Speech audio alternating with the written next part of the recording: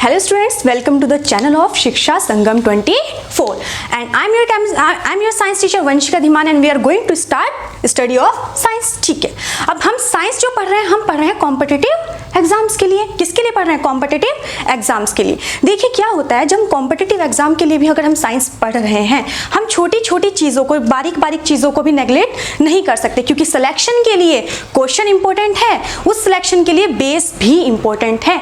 क्योंकि कई बार अब क्या होता है, अब एग्जाम का पैटर्न चेंज हो चुका है. अब वो आपकी तर्क शक्ति, आप किस तरीके से सोच सकते हो, क्वेश्चंस को किस तरीके से डील कर सकते हो, उन सब चीज़ों पर ध्यान देता है. तो उसके लिए बेस भी बहुत ज़्यादा ज़रूरी है. तो हम छोटी छोटी चीज़ों को नेगलेक्ट कर नहीं चलेंगे, स्टेप बाय स्टेप हम आगे बढ़ेंगे. अच्छे क्वेश्चंस करना है, अगर अच्छे क्वेश्चंस करना है तो बेस सबसे ज़्यादा ज़रूरी है.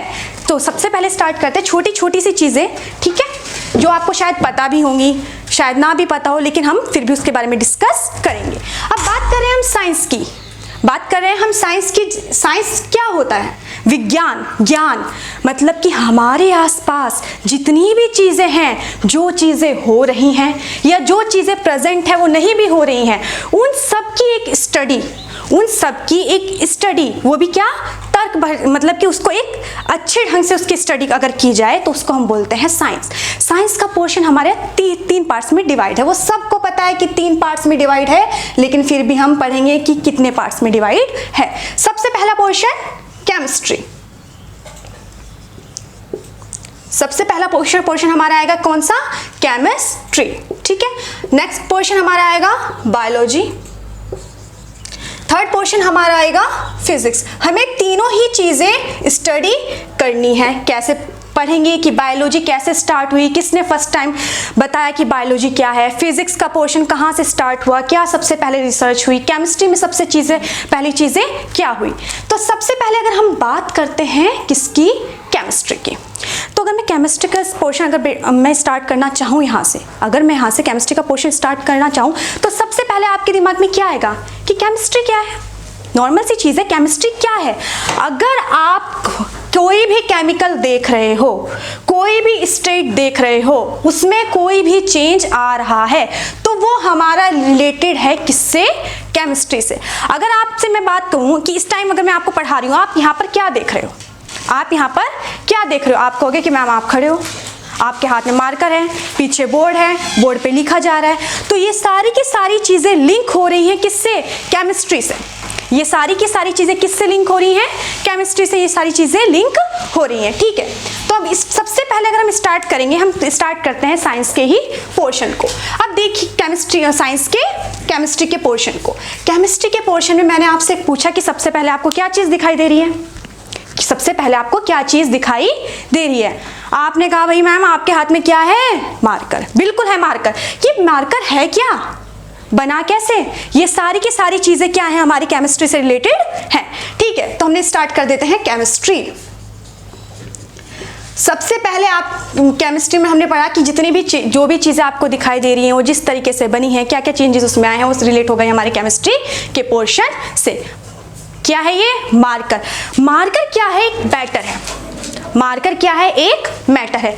ये बोर्ड क्या है? एक मैटर है. इसके अंदर जो इंक भरी हुई है वो क्या है? एक मैटर है. तो हम सबसे पहले जो स्टडी करने जा रहे हैं मैटर सराउंडिंग अस. ठीक है, कौन सा टॉपिक स्टार्ट करने जा रहे हैं हम? मैटर सराउंडिंग अस. अब देखिए मैटर क्या होता है? मैटर कोई भी पदार्थ, कोई भी वस्तु, कोई भी पदार्थ, कोई भी वस्तु. ये मार्कर क्या है? एक आपके लिए भी छोटी सी चीज है, एक मार्कर. पदार्थ है कि नहीं है?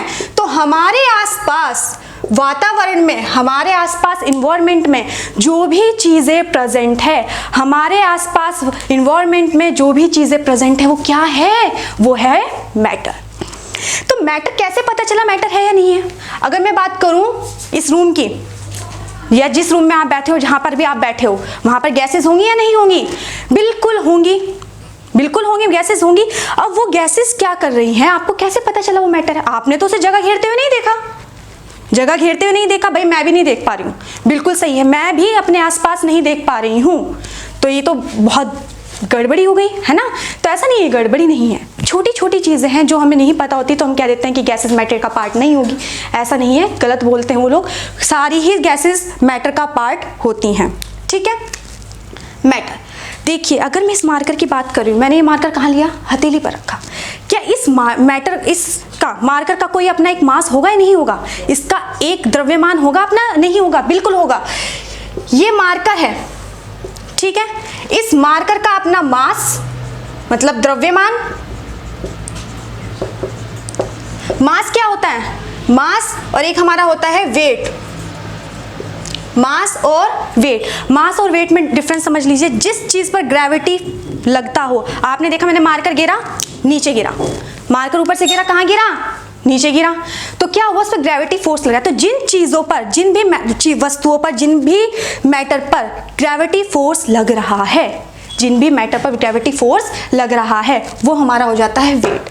अगर मैं बात करूँ इस इन्वायरमेंट से बाहर की, अगर मैं बात करूँ इस इन्वायरमेंट से बाहर की, जहाँ पर ग्रेविटी फोर्स मतलब कि गुरुत्वाकर्षण बल नहीं लग सकता, जहाँ पर ग्रेविटी फोर्स गुरुत्वाकर्षण बल नहीं लग सकता, तो उस पोर्शन की अगर हम बात करें, वहाँ पर हम बात करेंगे मास की। तो मास क्या है, कि स्मॉल यूनिट है किसकी, वेट की, इसलिए हम मास को स्टडी कर रहे हैं। ठीक है, तो कोई भी चीज़ जिसका अपना एक मास होगा, और इसको रखा हथेली पर, क्या इसने एक स्पेस कवर किया? नहीं किया, बिल्कुल किया।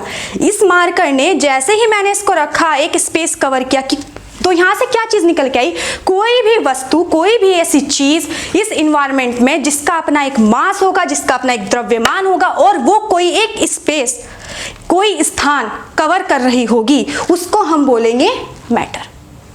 क्या बोलेंगे उसको हम? मैटर। अब मैटर का जो पोर्शन है भाई, यहां से निकल कर आ गया। अभी मैंने आपको कहा गैस है, ये मार्कर की बात करूं सॉलिड है, इस मार्कर के अंदर की इंक की बात करूं तो क्या है बाबा, तो इसके अंदर की इंक जो है लिक्विड फॉर्म में है।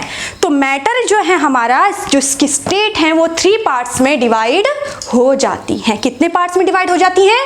3 पार्ट्स में मैटर की स्टेट डिवाइड हो जाती है। कौन कौन से? Solid, liquid and gas. Solid, liquid और गैस। सॉलिड को हम बोलते हैं ठोस, लिक्विड को हम बोलते हैं द्रव्य, गैस को हम बोलते हैं गैस। ठीक है, देखो अगर मैं ठोस की बात करूं, आपने कभी अपना सिर दीवार में देके मारा है? कभी मारा है? मार के देखना, जब सिर दीवार में दे के मारोगे तो क्या होगा, चोट लगेगी। क्या लगेगी? चोट लगेगी, बिल्कुल लगेगी। क्यों लगी? क्योंकि वो इतना सख्त है कि जैसे ही आपने उस पर फोर्स लगाया, उसने आपको रिवर्स में एक फोर्स लगा दिया। ठीक है, तो जैसे आपने उस पर क्या लगा, वो क्यों हुआ, जैसे कि मैं सॉलिड इसको मार्कर की बात करूँ, इसके बोर्ड की बात करूँ, मैंने इस पर हाथ इस तरीके से लगाया, बहुत प्लेन है, बिल्कुल प्लेन है, लेकिन क्या मैं इसे फोर्स लगाकर अंदर प्रेस कर सकती हूँ? दीवार पर फोर्स लगाकर सिर दीवार पे दे के मारा, उसे अंदर दीवार तोड़ दी, अमूजा सीमेंट से बनी है, ठीक है, तो क्या नहीं टूटी ना? बिल्कुल नहीं टूटी। तो क्या होता है, जैसे कि मैं ठोस की बात कर रही हूँ, इसके पार्टिकल्स इतने क्लोज होते हैं, बहुत टाइटली पैक्ड होते हैं। जो इसके अणु हैं एक दूसरे को बांध रखा है, बिल्कुल टाइटली बांध रखा है एक दूसरे से। तो क्या हुआ, ये एक दूसरे पर एक फोर्स लगा रहे हैं, अट्रैक्शन फोर्स। वो इतना टाइटली पैक्ड है कि क्या होगा, उस पर आपका जो फोर्स लगाओगे वो या तो ब्रेक हो जाएगी, बिल्कुल ऐसा नहीं है कि आपने उस पर लगाया, उसको दबा दिया और ये अंदर चली गई, वो ब्रेक हो जाएगी, या फिर ऐसी की ऐसी एज इट इज रहेगी। तो इसके जो पार्टिकल्स होते हैं, जो इसके अणु होते हैं, वो बहुत टाइटली पैक्ड होते हैं। क्या होता है, बहुत ही टाइटली पैक्ड होते हैं। इसलिए क्या होता है, ये बहुत ठोस होता है, बहुत सख्त होता है। अगर मैं लिक्विड की बात करूं, लिक्विड को आपने ऐसा किया है कि ठोस, जैसे चीनी है, आपने एक बाउल में चीनी ले रखी है और उसको क्या करें, स्पून से चम्मच से घुमा रहे हैं कि पार्टिकल्स खुद ही डिजोल्व हो गए, टूट गए, ऐसा नहीं होता ना। तो लेकिन अगर मैं लिक्विड की बात करूं, ये हमने वाटर ले रखा है इस कंटेनर में, जल ले रखा है, और जल की अगर मैं बात करूं, आपने देखा होगा कि आप इसमें छोटे छोटे पार्टिकल्स मूव करते हुए देख सकते हो। अगर आप टॉर्च रखो तो आपको थोड़े थोड़े पार्टिकल्स में क्या दिखेंगे, मूव करते हुए दिखेंगे, बिल्कुल दिखेंगे। और मैं इसमें कोई भी चीज़ अगर डाल दूँ तो वो क्या होगा, कम उसमें डिजोल्व होनी शुरू हो जाएगी। जैसे पानी में क्या डाल देते हैं, शुगर, पानी में शुगर डाल देते हैं वो उसमें डिजोल्व हो जाती है। लेकिन क्या ऐसा है, मैंने शुगर ले रखी है और शुगर में नमक डाल दिया और क्या क्या नमक ने क्या क्या शुगर के अंदर एंट्री कर ली, नहीं होता ना, अलग अलग पोर्शन रहता है, बिल्कुल अलग अलग। तो ये क्या होता है, ये अपना एक फिक्स्ड एरिया कंटेन कर कर रख सकते हैं। जबकि लिक्विड के अंदर जो पार्टिकल्स होते हैं क्लोज तो होते हैं, ऐसा तो नहीं है ना पानी है कि मतलब कि उड़ के इधर चला गया, ऐसा चला गया जब तक उसमें कुछ रिएक्शन नहीं हो रही है। तो इसके पार्टिकल्स क्लोज तो होते हैं बट इतने क्लोज नहीं होते हैं कि वो अपने आप को ज़्यादा ही टाइटली पैक्ड रख सके। अगर मैं इसमें कोई चीज़ एंट्री कर सकती हूँ, अगर मैं इसमें मार्कर डाल देती हूँ ये अंदर, तो मार्कर इसके अंदर एंट्री कर जाएगा। मतलब इसके पार्टिकल्स क्लोज तो हैं लेकिन इतने क्लोज नहीं हैं। अगर बात करते हैं गैसेस के, गैसेस के रूम है भाई, कितनी गैस, तो आपने सॉलिड देख लिया, बिल्कुल लिक्विड भी आप देख सकते हो, इंक है इसके अंदर। गैस की बात करो, गैस देख पा रहे हो, नहीं देख पा रहे हो, क्यों? देखो ये गैस है, सपोज एक ये रूम है और इस गैस के पार्टिकल्स इस तरीके से प्रेजेंट होंगे भाई, काफी दूर दूर दूर, ठीक है, काफी दूर। अब इस कमरे में मैं कितनी ही चीजें रख दूं, इस रूम में मैं कितनी ही चीजें रख दूं, क्या इस गैस पर कोई इफेक्ट पड़ेगा? अच्छा एक चीज़ यहाँ से चलो बात करते हैं, सीडीएस से याद आया, सीडीएस के क्वेश्चन से एक चीज़ यहीं पे डिस्कस करेंगे कि जैसे इसके पार्टिकल्स हैं, इसमें अगर मैं ऑक्सीजन की बात करती हूँ 20 ग्राम ऑक्सीजन है, ठीक है, इसका पूरा का पूरा इसका 20 सेंटीमीटर क्यूब, इसका वॉल्यूम 20 सेंटीमीटर क्यूब है। और हम कह रहे हैं कि इसमें ऑक्सीजन भी प्रेजेंट है भाई, इसमें कार्बन डाइऑक्साइड भी प्रेजेंट है, इसमें नाइट्रोजन भी प्रेजेंट है, इसमें बहुत सारी गैसेस प्रेजेंट है। अगर आपसे कोई पूछे कि इसके अंदर अगर जितनी भी गैसेस हैं उसका वॉल्यूम कितना है, कितनी गैस प्रेजेंट है, तो यहाँ से याद रखिएगा, ऐसा नहीं है कि 20 सेंटीमीटर क्यूब है तो आप कह दो कि डाटा सफिशिएंट नहीं है। डाटा सफिशिएंट होता है क्योंकि जितना रूम है उतना ही उसका वॉल्यूम होगा हर गैस का। अगर 20 सेंटीमीटर क्यूब इस रूम का क्या है, वॉल्यूम है, तो इसमें 20 सेंटीमीटर क्यूब ही ऑक्सीजन का वॉल्यूम इसमें प्रेजेंट होगा, 20 सेंटीमीटर क्यूब ही इसमें कार्बन डाइऑक्साइड का वॉल्यूम प्रेजेंट होगा, 20 सेंटीमीटर क्यूब ही इसमें किसका, नाइट्रोजन का गैस का वॉल्यूम प्रेजेंट होगा। वो देखो क्यों है, अगर मैं इस रूम में इतने गैसेस प्रेजेंट हैं, अब मैंने क्या रखा, इसमें एक सोफा रखा, सारी चीजें मतलब कि सामान को हम क्या करें, इसमें ऐड करते जा रहे हैं, लगातार ऐड कर रहे हैं, और भाई क्या हो गया, एक टाइम ऐसा आ गया कमरा पूरा का पूरा भर गया। क्या इसमें गैस में कोई कमी आई?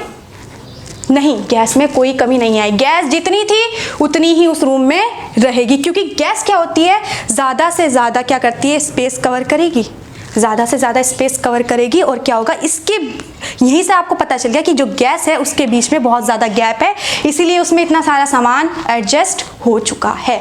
अब देखिए, अब बात करते हैं, हमने इसकी बात कर ली पार्टिकल्स की बात करी, अब इसके बाद चलेंगे हम इसके वॉल्यूम की। किस पे वर्क करेंगे हम, अब इसके वॉल्यूम पर। वॉल्यूम को हम बोलते हैं आयतन, क्या बोलते हैं, आयतन। अब देखिए आयतन की अगर हम बात करते हैं, अगर मैं सॉलिड को कहती हूँ कि मैंने एक कंटेनर में रख दिया, ठीक है, ये कंटेनर है, इसमें मैंने इस मार्कर को रख दिया, बिल्कुल रख दिया। अब मैंने क्या किया, अब मैं गई किचन में एक मम्मी ने से बड़ा सा इतना बड़ा बर्तन ले रखा है, ठीक है, और उसमें भी इसे रख दिया, ठीक है। अब मैंने सोचा यार क्यों इतना सा मार्कर है, इतनी सारी जगह क्यों देनी है, अपने हाथ पे रख लो ना, है कि क्या इस मार्कर के वॉल्यूम पर कोई इफेक्ट पड़ा है? नहीं पड़ा। जितना अगर इसका वेट अभी भी 20 ग्राम है, चाहे मैं इसे इस बाउल में रखूँ, चाहे मैं इसे इस कंटेनर में रखूँ, कहीं भी रख दूँ, इसका वॉल्यूम क्या रहेगा, इसका वॉल्यूम रहेगा फिक्स्ड। फर्स्ट पॉइंट हमारा पार्टिकल्स टाइट, सेकंड पॉइंट हमारा वॉल्यूम इसका क्या है, फिक्स्ड। अब बात करते हैं लिक्विड की। एक भाई कोल्ड ड्रिंक की बोतल लाए, ठीक है, कोल्ड ड्रिंक की बोतल को हमने क्या किया, एक कंटेनर में फिक्स कर दिया। ये थी 2 लीटर की, 2 लीटर की थी, बिल्कुल थी। अब क्या किया, इसको निकाला और 4 गिलास ये रहे, 1 गिलास ये रहा, 1 गिलास ये रहा, इन चारों ग्लासेस में इसको इक्वली डिस्ट्रीब्यूट कर दिया। क्या ऐसा हो गया कि कोल्ड ड्रिंक 2 लीटर से कम होगी, 1.5 लीटर रहेगी, 1.5 लीटर रहेगी, 1 लीटर रहेगी? नहीं हुआ, ये इसकी क्वांटिटी बढ़ गई, नहीं हुई ना। 2 लीटर थी तब भी बाद में भी कितनी है, 2 लीटर ही रहेगी, चाहे आप इसको कितने ही कंटेनर में डाल लो, ना तो ये क्या करेगा, अपना शेप चेंज करेगा, और ना ही अपना वॉल्यूम चेंज करेगा, बिल्कुल। तो इसका भी अगर मैं वॉल्यूम की बात करती हूँ, तो इसका भी वॉल्यूम क्या रहेगा भाई, फिक्स्ड, बिल्कुल रहेगा, इसका वॉल्यूम भी फिक्स्ड। अब बात करते हैं गैसेस की। एक छोटा सा बॉक्स लिया, ऑक्सीजन सिलेंडर, आजकल कोरोना चल रहा है भाई, है ना, चल रहा है नहीं चल रहा, ऑक्सीजन सिलेंडर आ रहे, अगर मैं उस ऑक्सीजन सिलेंडर को लिक्विड फॉर्म में होता उसमें, उसे खोल दूं और रख दिया, कोई फायदा से खोल के क्या होगा, ऑक्सीजन क्या होगी इसमें से रिमूव होती जाएगी, रिमूव होता है। अगर उसे कमरे में रखा ऑक्सीजन सिलेंडर को क्या किया, ऑन करके हमने क्या रखा, यहाँ पर रूम में रख दिया, तो इस पूरे रूम में ऑक्सीजन फैल जाएगी, बिल्कुल फैल जाएगी। अब क्या होगा, अभी मैंने आपको बताया था कि जितना कमरे का वॉल्यूम होगा उतना ही गैस का वॉल्यूम होगा। तो अभी वो उसमें है क्वांटिटी में, देखो अभी वो उसी में है सिलेंडर में, अभी सिलेंडर का वॉल्यूम कंटेन कर रखा है उसने, थोड़ी देर बाद इस पूरे रूम में फैल गई। अब किसका वॉल्यूम कंटेन कर रही है वो, इस रूम का। तो जब वो सिलेंडर में थी तब उसने किसका वॉल्यूम कवर कर रखा था, उस सिलेंडर का। अब वो पूरे के पूरे किस में है, रूम में है, अब उसने किसका वॉल्यूम कवर कर रखा है, रूम का। तो आपकी जो गैसेज होती हैं उसका वॉल्यूम फिक्स्ड नहीं रहता, इसका वॉल्यूम फिक्स्ड नहीं रहता, ठीक है। अब बात करते हैं शेप की, किसकी बात करते हैं, शेप की। क्या इसमें मैंने इसमें डाला, इस पे रखा, इसका शेप चेंज हुआ, जैसा था ऐसा ही रहा, सिलेंडर था सिलेंडर ही रहा, नहीं रहा, बिल्कुल रहा। तो इसकी जो शेप होगी वो भी क्या होगी बच्चा, फिक्स्ड होगी। अब बात करते हैं लिक्विड की। 4 ग्लास में डाल दिया, पहले बॉटल की शेप कवर कर रखी है, जैसी शेप बॉटल की वैसी ही शेप लिक्विड की। अब उसको ग्लासेस में डाल दिया, अब किसकी शेप कवर कर ली उसने, ग्लासेस की। अगर मैं अब उसको चेंज करके दूसरे कंटेनर में भी डाल दूं ना तो वो उसी की शेप ले लेगा, ठीक है, वो उसी की शेप ले लेगा। तो इसकी जो शेप हो गई, इसका जो आकार होगा वो फिक्स्ड नहीं होगा, इसका आकार फिक्स्ड नहीं होगा। और गैस तो भाई इतनी निकम्मी है तो कभी भी आकार अपना जो फिक्स्ड रख ही नहीं सकती है। अभी बता दिया सिलेंडर में तो सिलेंडर जैसी, रूम में आई तो रूम जैसी, इन्वायरमेंट में छोड़ दो तो इन्वायरमेंट जैसी। तो इसका भी जो शेप होगी वो फिक्स्ड नहीं होगी, ठीक है, ऐसी इसकी भी शेप फिक्स्ड हमारी नहीं होगी। अब किसकी बात करें, 3 पोर्शन हो गए, कौन कौन से दोबारा बताओ भाई। सबसे पहले पार्टिकल्स, दूसरा वॉल्यूम और तीसरा शेप। अब बात करते हैं फ्लूइडिटी की, ठीक है, बहने की प्रवृत्ति की। अगर सॉलिड को इसको यहाँ से गिर दिया, नीचे गिरा, भाई क्या ये बह गया, नहीं, जैसा था वैसा ही रहा, नहीं रहा, बिल्कुल रहा वैसा का वैसा ही।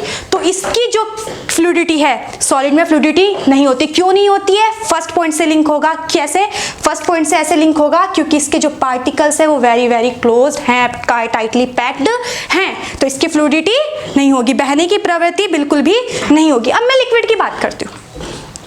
अब लिक्विड में बॉटल लिया, नीचे डाला, देखा बहते बहते नीचे हो गया और बिल्कुल धारा नदी की तरह बह गया, है ना। तो इसकी जो फ्लूइडिटी है, जो इसकी बहने की प्रवृत्ति है, लिक्विड में होगी। अब गैसेस की बात करें तो गैसेस में बहने की प्रवृत्ति होगी। गैस को बहते हुए देखा इधर से उधर, गैस मूव कर सकती है, मोशन कर सकती है, लेकिन फ्लूइडिटी कंटेन नहीं कर सकती। तो इसमें भी क्या नहीं होगी, इसकी भी जो फ्लूइडिटी है वो कंटेन नहीं की जा सकती है, सिर्फ मूव कर सकती है। जैसे कि इसने यहाँ से वहाँ तक मूव किया, लिक्विड ने फ्लूइडिटी दिखाई और गैस ने क्या किया, मोशन कंटेन किया। अब इसी मोशन से हमारा टॉपिक निकल कर आएगा काइनेटिक एनर्जी, जिसको हम नेक्स्ट लेक्चर में बहुत ही अच्छे से एक्सप्लेन करेंगे, ठीक है। और तो आज के लिए इतना ही, धन्यवाद।